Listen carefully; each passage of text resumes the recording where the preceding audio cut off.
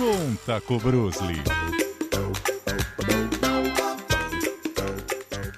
Sardenberger, hoje nós vamos lá para o sul, vamos para Rio Grande do Sul. Rio Grande do Sul eu conheço. Pelotas. Pelotas eu não conheço. Não conhece Pelotas? Não. Pelotas tem uma fama, né? Tem. É uma coisa engraçada essa história da fama. Um dia a gente pode contar da onde... Aliás, desde já estou avisando, no final dessa conversa, vamos contar a história de Pelotas. Em Pelotas eu conheci uma pessoa extraordinária, que é uma mulher que levou a vidinha dela normal, dona de casa, criou os filhos, 2 filhos e tal. E lá pelas tantas, a vida dela era aquela coisa meio rotineira e tal. E ela ficou com uma vontade louca de fazer alguma coisa útil para a comunidade. E ela começou a catar, literalmente seja isso que eu tenho que dizer, crianças de rua. Então ela lá pegava depois pegava... Ela tinha 2 filhos, os filhos já estavam na vida. E ela começou a conseguir um lugar para botar aqueles 2, depois os mais 3, mais 4, isso foi não crescendo, pessoas de diversos... Tinha até alguns adultos, mas a maioria não era. E ela ia conseguindo de uma firma, de uma empresa, para dar uma ajuda, para dar um dinheiro e tal, isso foi não crescendo, e ela passou a dedicar a vida a isso. Quando eu a conheci... Quando eu comecei a conversar com ela, eu digo, mas por que você resolveu fazer isso da sua vida? E até a frase que eu gravei, né, assim, eu não vou esperar a morte sentada na frente da TV. Isso não tem o menor nexo, não existe, não faz nada. Eu vou fazer alguma coisa para essa gente. Então, ela avisou aos amigos, a todo mundo, que ela estava precisando de tudo. De roupa, de comida e tal. E aconteceu uma coisa em Pelota que muita gente, muitos empresários começaram a ajudar. Sei. E aquele negócio foi crescendo. E quando a gente pensa hoje num tipo de ajuda, de uma coisa, teria talvez de dar um pulinho lá e conversar com ela para ver como ela conseguiu fazer tudo isso, né?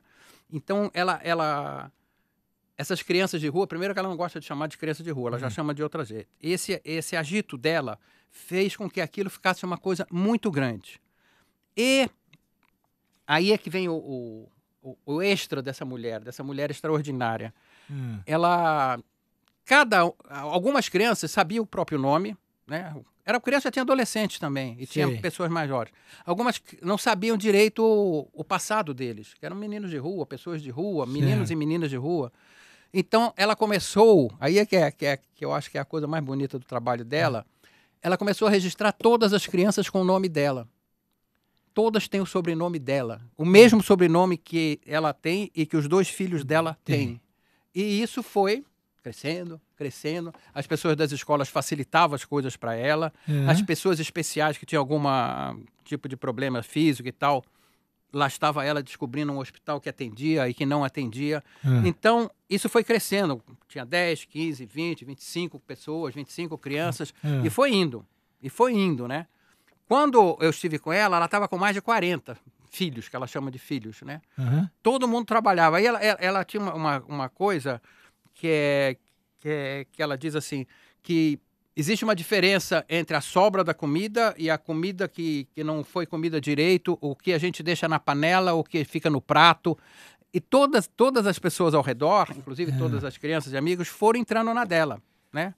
Então ela diz, por exemplo, nunca nos deram restos, nos deram sobras. Aí eu pergunto, mas qual é a diferença?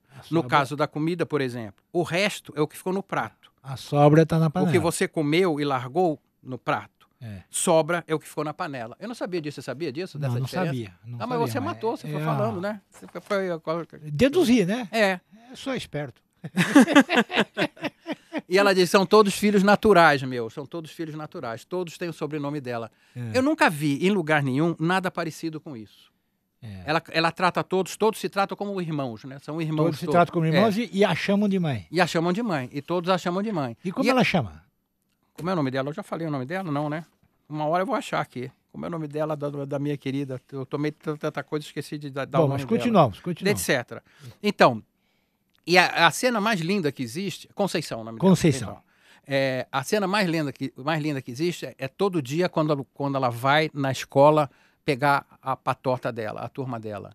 Então tem criança desse tamanho, grande, maior, adulto, um outro que vai só para ajudar um que não anda direito, um vai apoiado tá faltando uma perna e tal. E quando começa a sair aquilo da escola, as pessoas do local, de lá de Pelota, já param Porque é uma coisa bonita de ver. É a Todo mundo turma dela. alegre, evidentemente eles não têm uniforme, não tem nada, mas é a turma dela. Né? E ele sai andando a pé. E sai andando a pé, indo para casa. É uma coisa inesquecível saber. Existe gente que faz uma coisa dessa. Falando de... Acabou a história dela. Acabou a história dela. Olha, Você ficou devendo a história de Pelotas. A história de Pelotas é o seguinte, que quando eu estava lá, saiu uma conversa e tal, e eu sabia dessa história. Então, eu vou contar depois aqui uma história de uma ligação imaginária da Transviadônica, que une Pelotas a Campinas. Mas isso fica para outro dia. Com o Bruce, obrigado. Até a sexta.